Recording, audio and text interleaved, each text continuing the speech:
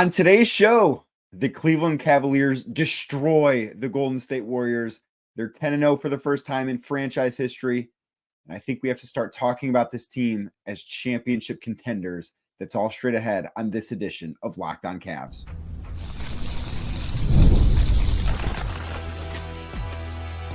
You are Locked On Cavs, your daily Cleveland Cavaliers podcast. Part of the Locked On Podcast Network. Your team every day. What's up, everybody? My name's Danny Cunningham. You might know me from my time covering the Cleveland Cavaliers, places like my new Substack, The Inside Shot, Cleveland Magazine, 92.3 The Fan, and a number of other stops along the way. I want to say thank you to you for making Locked On Cavs your first listen today and every day. You can find the show anywhere you get your podcasts, Apple, Spotify, anywhere else. Drop us a 5-star rating, leave us a nice review, say some kind words, be a friend, tell a friend about the Locked On Cavs podcast. Make sure you're subscribed. Make sure your friends are subscribed. Also available on YouTube. Just search Locked On Cavs on YouTube. If you're watching this video right now, do me a favor, hit that thumbs up button for me, click subscribe, and hit the notification bell so you don't miss the latest Locked On Cavs content as soon as it's ready to come your way. A proud part of the Locked On Podcast Network, your team every day. Today's show, of course, brought to you by Prize Picks. Download the app today and use code LOCKEDONNBA to win $50 instantly when you play your first $5 lineup. Prize Picks, run your game. Of course, Locked On Cavs also now has a newsletter. Introducing the Locked On Cavs daily newsletter, your one stop for ultimate team and league coverage delivered right to your inbox. Sign up for free now at LockedOnDaily.com. That's LockedOnDaily.com and start your day with the all-new free Locked On Cavs newsletter. The Cleveland Cavaliers are the first NBA team to go 10-0 in their first 10 games since the 2015-2016 Golden State Warriors. So it's been a while since an NBA team has done this. The Cavs have done it in a number of different ways, and I think that the win on Friday night against the Golden State Warriors, the first half in specific, was the most impressive thing they've done yet. So I've been going to NBA games for a long time. I've been covering this league in some capacity for, I believe this is my 9th season now. I've been blessed to go to a lot of NBA games in a lot of different cities, doing a lot of different things as my job. I cannot recall a half of basketball that I was more impressed with than what the Cavs did last night against the Golden State Warriors. So to recap that half, they scored 83 points against the Warriors, who entered the night with the number 2 defense in the NBA. The Warriors have been rolling defensively. They've been awesome. They've been really difficult to score on. The only team that's been tougher defensively going into Friday night was the Oklahoma City Thunder. That's it. The Warriors had been an awesome defensive team so far. Cavs scored 83 points. It was incredibly impressive. They got whatever they wanted. Whatever shot they wanted to get, whether they wanted to get to the rim, whether they wanted to spray the ball out for 3-point looks. They got great shots, it felt like, on every single possession.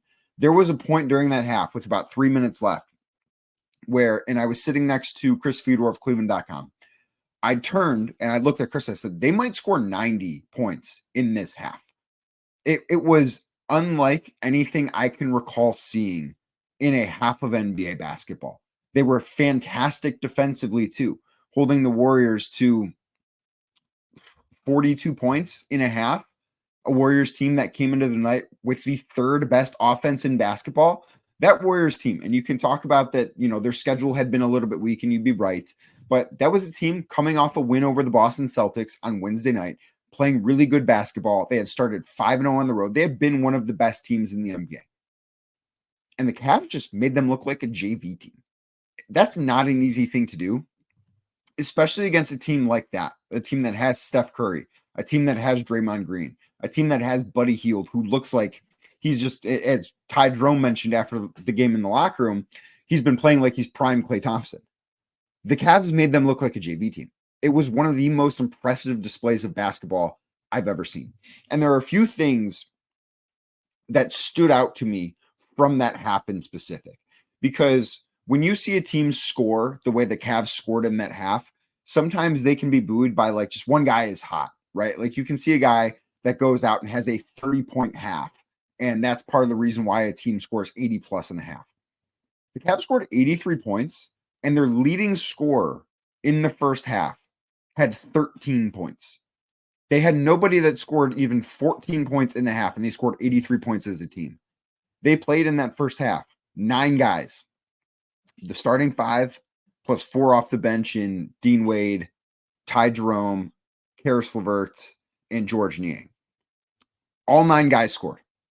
It was a complete team effort on offense and on defense too, for that matter.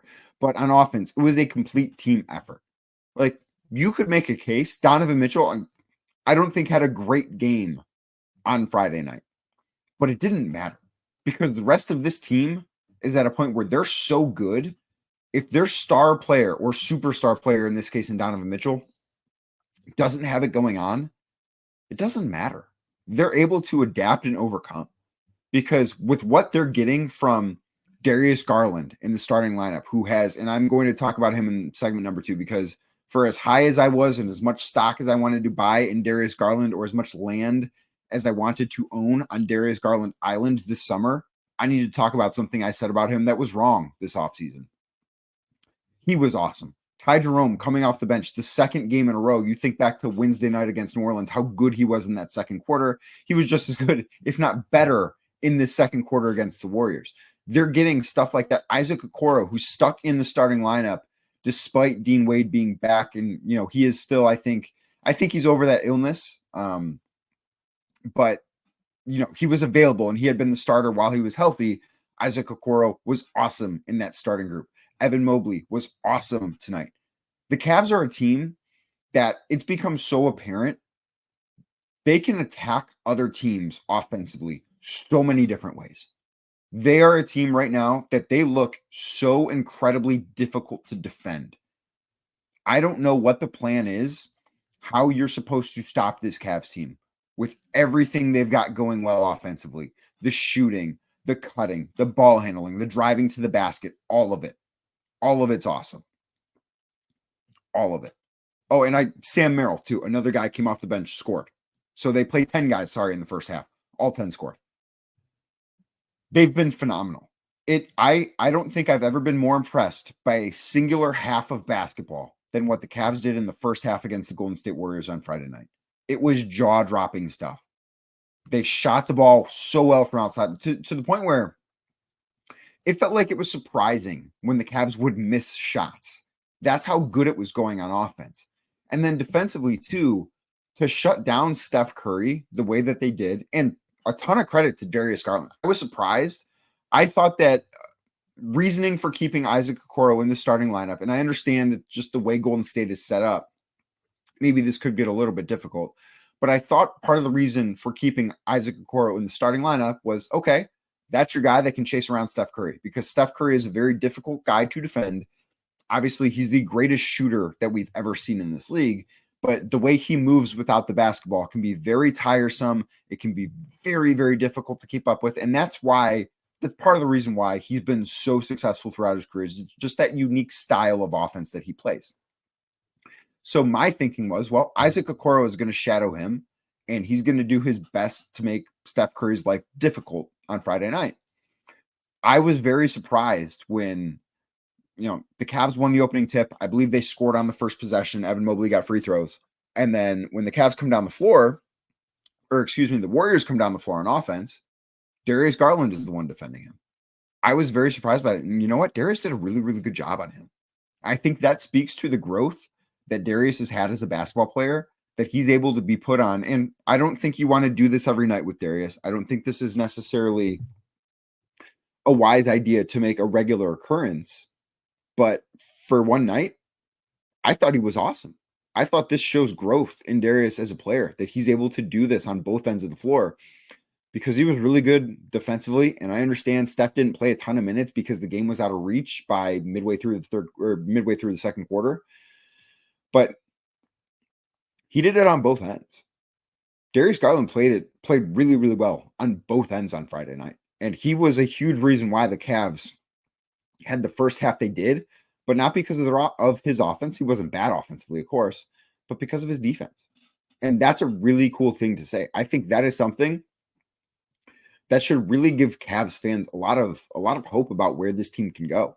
I do think after this game, and We had the conversation after their first 3 games. So the first 3 games of the year, Toronto, Detroit, Washington, 3 games that everyone expected the Cavs to win. Like, if they didn't start off the season 3-0, something went wrong.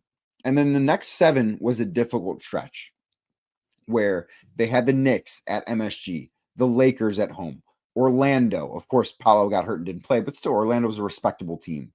Milwaukee on the second night of a back-to-back, and then Milwaukee again for the third game in 4 nights. That's tough.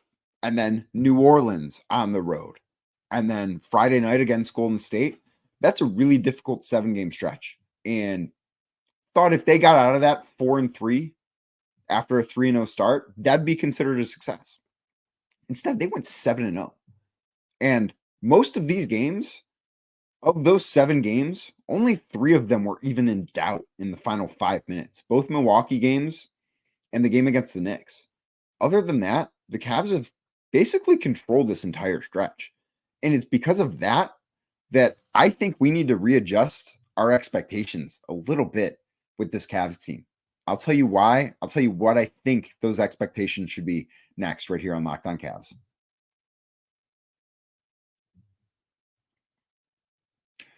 Today's show is brought to you by FanDuel. FanDuel is, of course, America's #1 sports book. I tell you about FanDuel all the time because FanDuel is the place that you should be going. If you want action on the NBA, if you want action on the NFL, FanDuel is the place to go. And plus, with FanDuel right now, if you're a new customer, you bet $5. You win that first $5 bet, you get $150 in bonus bets guaranteed. All you have to do is be a new customer with FanDuel.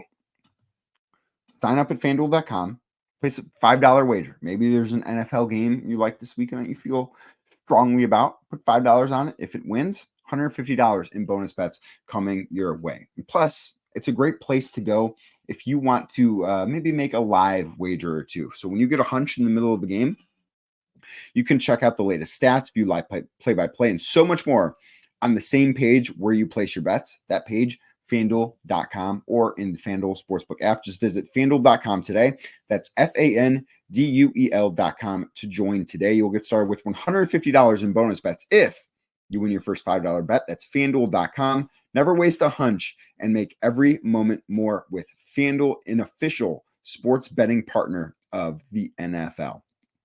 Today's show is also brought to you by Prize Picks. Prize Picks is the best place to get real money sports action. With over 10 million members and billions of dollars in awarded winnings, Prize Picks has made daily fantasy sports accessible to all. You just pick more or less on at least 2 players for a shot to win up to 100 times your cash.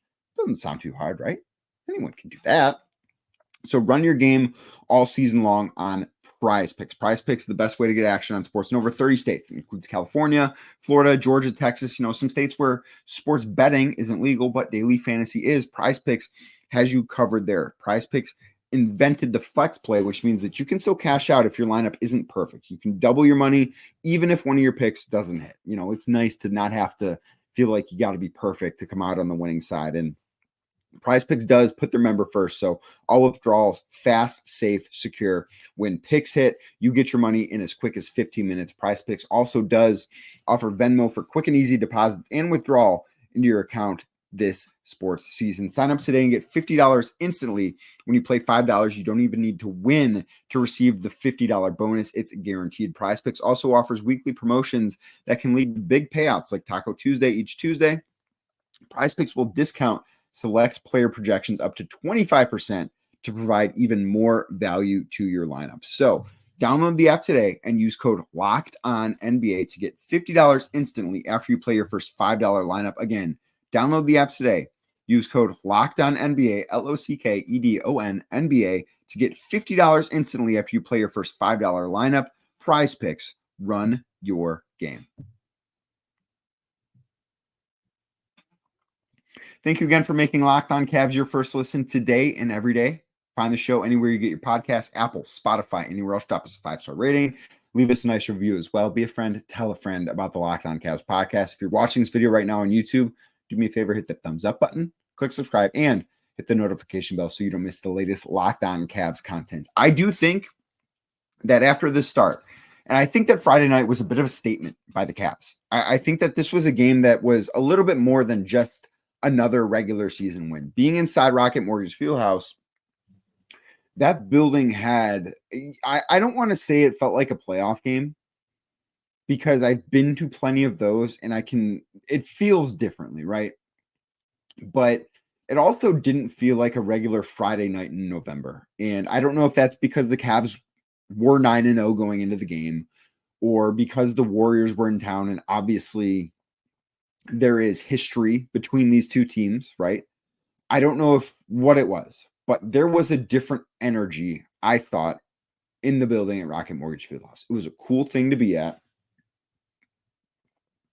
And I think now, with what we've seen from this team, and I've talked here about how this should be a team that Eastern Conference Finals should be the goal. But now I'm at the point with how well they've started off, and they haven't been doing this against bums. They've beat some good teams. And it's not just that they've beaten good teams, it's that they've beaten good teams in a number of different ways. Some blowouts, some close games, some games they've controlled all the way through. Like you think about Friday night's game, you think about the Lakers game. Some games they've had to come back in. You think about the Knicks game, both Bucks games. Other games have kind of been close, but they've made a run. You think about that Pelicans game. Orlando, they took care of business. They've handled teams. They have spent the majority of this season in control of games. That is something that, even if you're playing bad teams, and who knows, maybe tonight against Brooklyn, they won't be in control against the Nets. We'll see. I could say all of this, and then they could go out and lose to the Nets. Like, that is a very real possibility. But that's what's been most impressive to me, is that this team has controlled the pace they want to play at. They've controlled the style of the game. They've not played down to their opponents. They've not been sucked into playing games they don't want to play. They have made teams adapt to their style, and then those teams have not figured out a way to stop the Cavs.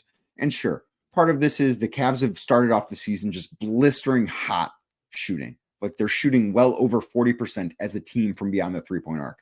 And they're going to go through a stretch at some point where they don't shoot the ball quite this well.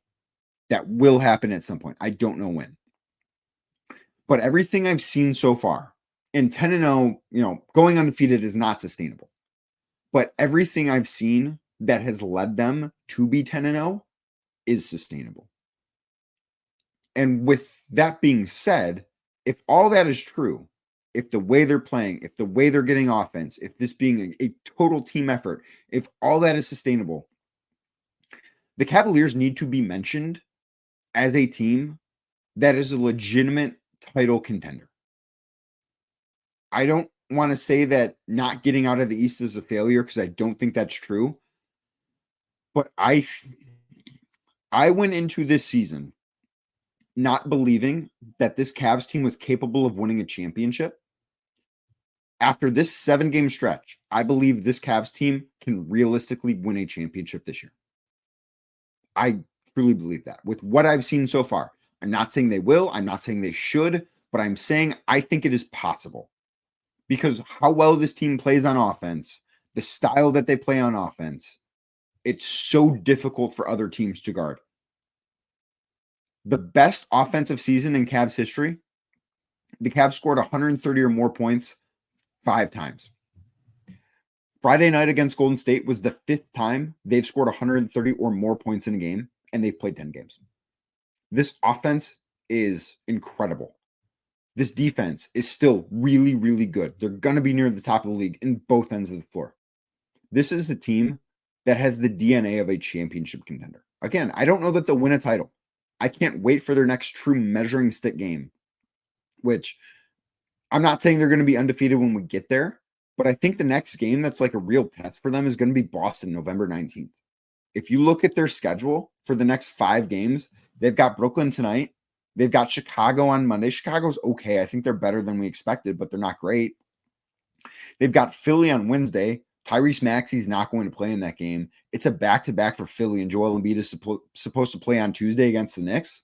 So That tells me Joel Embiid and Tyrese Maxey are both not going to play against the Cavs on Wednesday. Then they've got the Bulls again next Friday. And then they've got Charlotte on the 17th. That's Sunday. All 5 of those games, the Cavs are going to be heavy favorites in.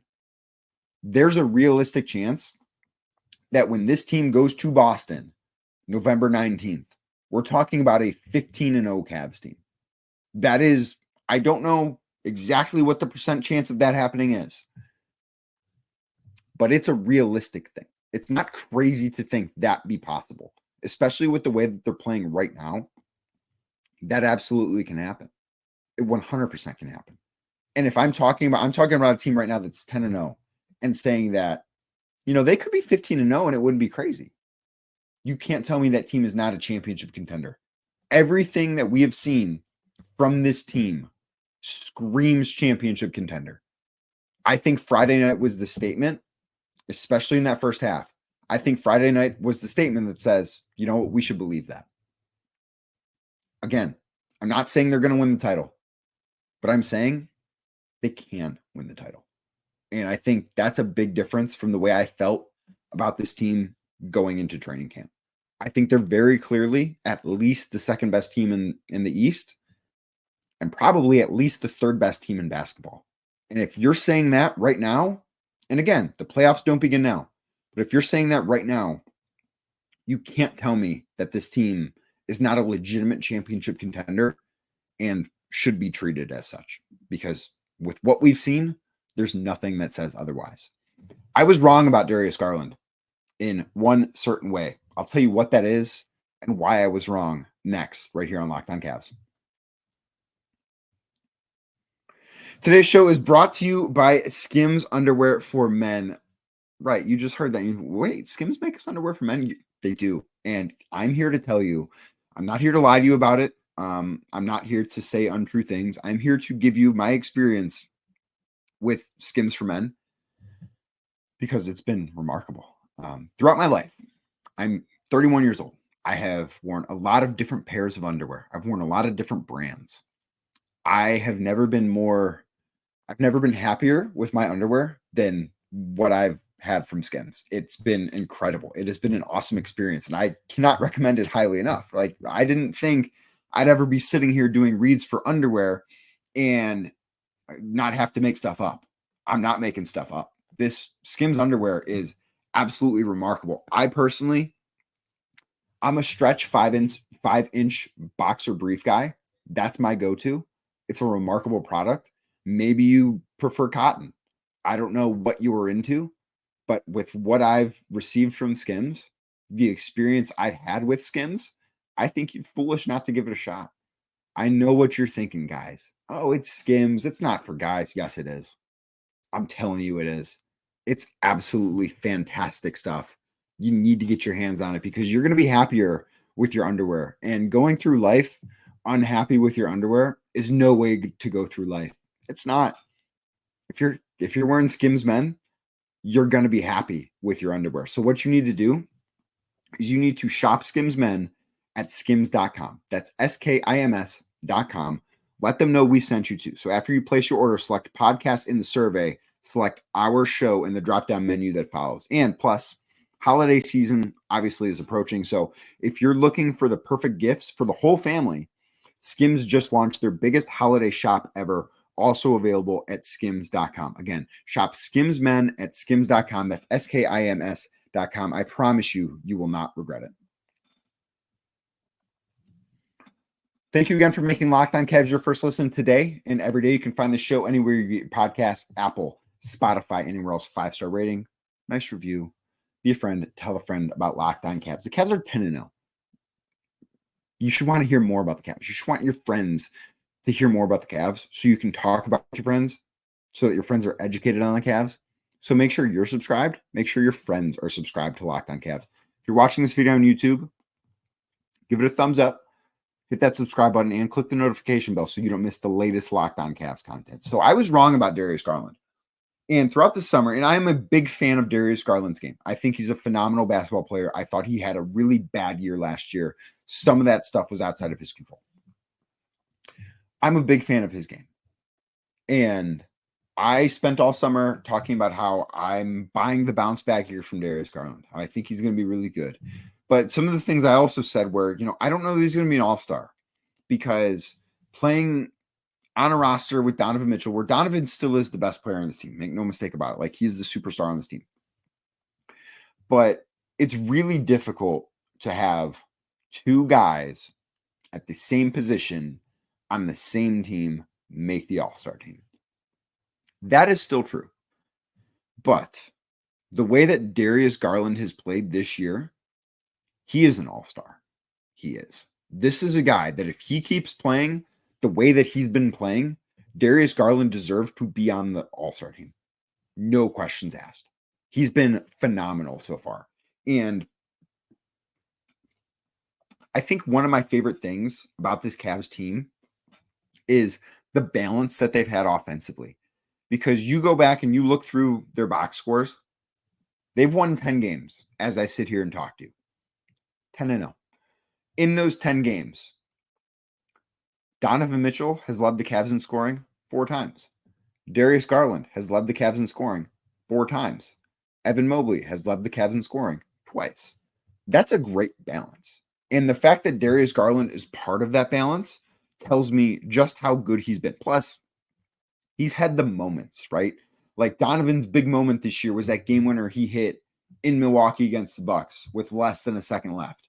But Darius Garland's got the big moments too. He's got that fourth quarter, and I guess into the third quarter too, against the New York Knicks. He's got that fourth quarter against the Milwaukee Bucks.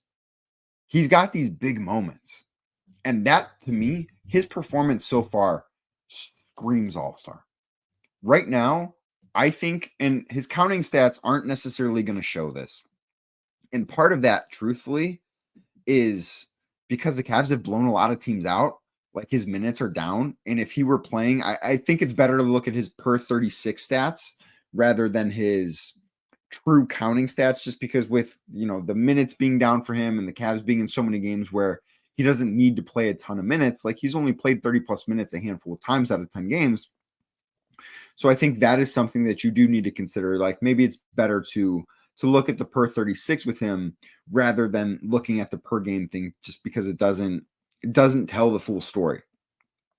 But I think he's having the best year of his career so far. I do.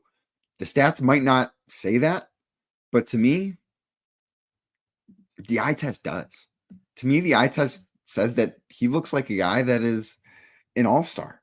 Per 36 minutes, 25 points, 50, 40, 90 shooting percentages, 8.3 assists, 3.2 turnovers. Those are all-star numbers. He's been phenomenal. The way that him and Donovan Mitchell have worked together too, it's been so awesome to see.